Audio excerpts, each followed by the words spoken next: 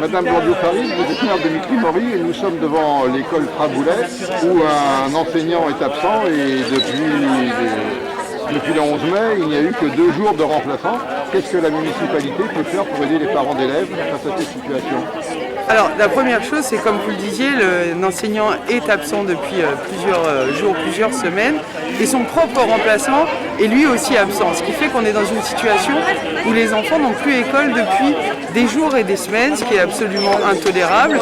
Et c'est vrai ici dans cette école, mais si c'était un cas isolé, on pourrait se dire que bon, il faut trouver une solution à un cas très isolé. Mais la vérité, c'est qu'on connaît cette situation dans de nombreuses écoles de la ville et on est devant une problématique qu'on connaît puisqu'on sait que l'inspection académique n'a pas un vivier de remplaçants suffisant pour tenir compte des obligations de remplacement.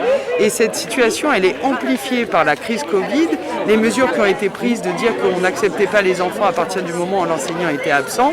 Et donc on reporte la responsabilité et sur les parents et notamment sur les enfants. Moi, ce qui m'inquiète le plus, c'est que oui, alors les parents sont dans une situation très difficile parce que bien nombre d'entre eux ont besoin d'aller travailler, mais c'est la situation éducative des enfants qui nous inquiète le plus parce qu'ils ont déjà été éloignés depuis mars 2020 souvent de leur école. Ils ont fait l'école à la maison, c'est quand même assez traumatique, même si ils ont continué à travailler. Et puis là, on se retrouve plus d'1 an après avec des situations qu'on n'arrive pas à comprendre et vers lesquelles l'inspection académique dit simplement je n'ai pas les moyens humains de faire, donc la situation reste en l'état et tout le monde a l'air de s'en satisfaire. Moi je dis que l'État a un véritable devoir. L'éducation nationale, l'école, c'est obligatoire jusqu'à 16 ans et donc l'État a une obligation envers les familles et les enfants de mettre en œuvre la possibilité que les enfants soient accueillis à l'école. Pour moi, là, on est devant une vraie rupture d'égalité devant le service public et c'est vraiment dramatique parce que là encore, on ne parle pas de 2-3 jours sur une école, on parle de plusieurs semaines sur plusieurs écoles. C'est vrai à Mitry-Mory, c'est vrai dans les villes alentours, c'est vrai dans tout le département et nationalement, j'imagine bien que ça pourrait être aussi le cas. Donc nous, on est là en soutien aux parents puisque moi-même, j'ai écrit à la directrice académique sans réponse. Je pense qu'on est quand même dans des situations où ça mériterait quand même de pouvoir avoir un échange et d'essayer de trouver des solutions quand on est devant un problème qui dure depuis trop longtemps.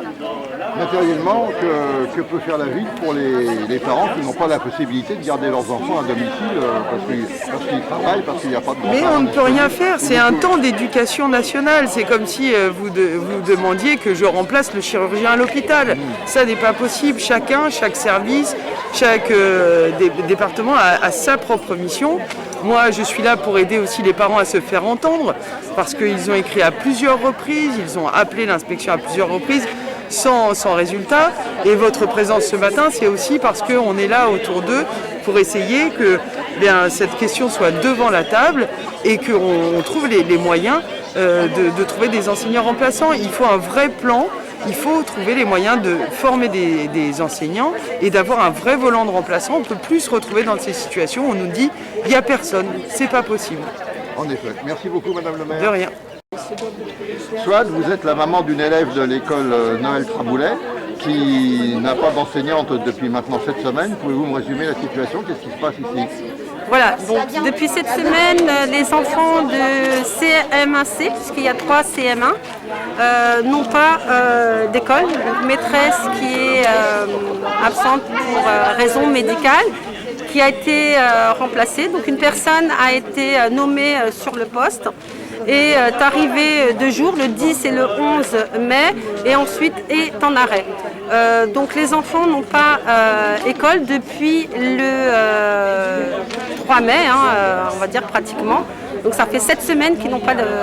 Ils n'ont pas été répartis dans d'autres classes? Non, ils n'ont pas été répartis non plus dans d'autres classes. Le protocole sanitaire ne permet pas un brassage avec les autres classes. Sauf qu'aujourd'hui, nous sommes le 10 juin. On peut voir au niveau médiatique que les bars ont ouvert, les restaurants ont ouvert, les cinémas ont ouvert, les lieux culturels ont réouvert. Par contre, l'école, ne permet pas ce brassage. Donc on ne comprend pas.